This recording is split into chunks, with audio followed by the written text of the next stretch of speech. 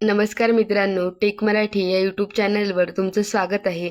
आज आपण इयत्ता 6वी विषय व्यावसायिक शिक्षण यातील प्रकरण 2 मधील उपक्रम 3 आणि 4 पाहणार आहोत।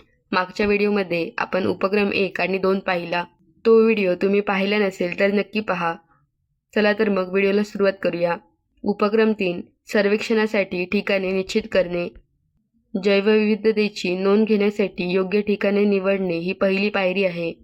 ठिकाणे निवडताना ते सहज पोहोचता येण्याजोगे, सुरक्षित आणि कमी वेळात जाता येईल असे असावे, जेणेकरून तिथे पुन्हा पुन्हा जाऊन निरीक्षण करणे सोपे होईल।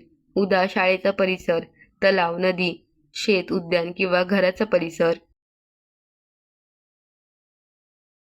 प्रश्नांची उत्तरे. 1. परिसरात उदा. जंगल, पाणथळ जागा, गवताळ प्रदेश, शहरी भाग कोणत्या प्रकारचे अधिवास अस्तित्वात आहे?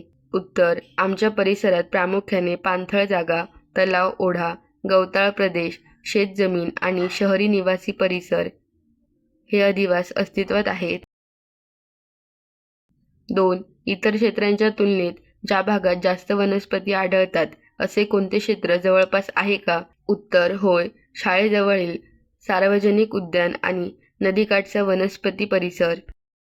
3. सभोवतालच्या परिसरात कोणत्या प्रकारचे पक्षी, प्राणी, कीटक इत्यादी पाहिले? उत्तर. पक्षी, चिमणी, कावळा, पोपट, साळुंकी, बगळा. प्राणी, कुत्रे, मांजर, खारुताई, गायी. कीटक, फुलपाखरू, मधमाशी, टोळ, मुंग्या, टोळधाड, माशी. 4. विशिष्ट भागात वनस्पतींच्या आणि प्राण्यांच्या संरक्षणासाठी काही विशेष प्रयत्न केले जात आहेत का?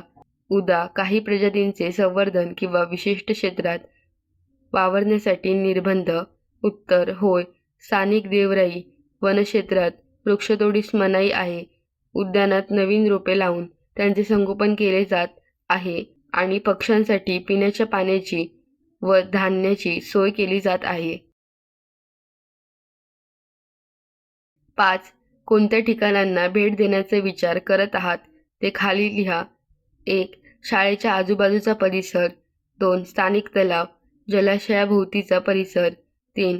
शेत किंवा सार्वजनिक उद्यान. 4. घराजवळील परिसर, बाग. 5. बाजाराजवळचा किंवा नदीकाठचा परिसर.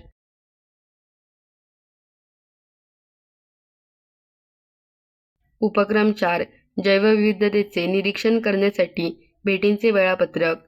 ऋतूनुसार पावसाळा, हिवाळा, उन्हाळा.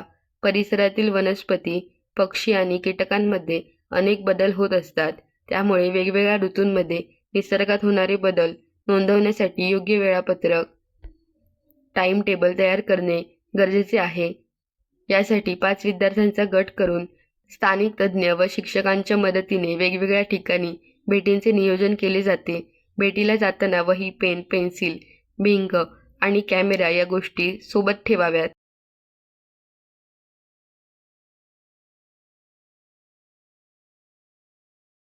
तक्ता 2.2 जैवविविधता नोंदवही भरण्यासाठी भेटीचे वेळापत्रक. अनुक्रमांक.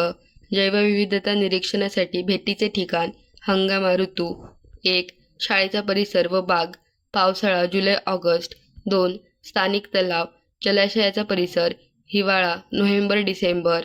3. शेती व नदीकाठचा परिसर, उन्हाळा, मार्च एप्रिल. आय होप तुम्हाला हा व्हिडिओ आवडला असेल. व्हिडिओ आवडला तर व्हिडिओला नक्की लाईक करा आणि अशाच व्हिडिओसाठी आपल्या टेक मराठी या यूट्यूब चॅनलला सबस्क्राईब करायला विसरू नका. थँक्यू.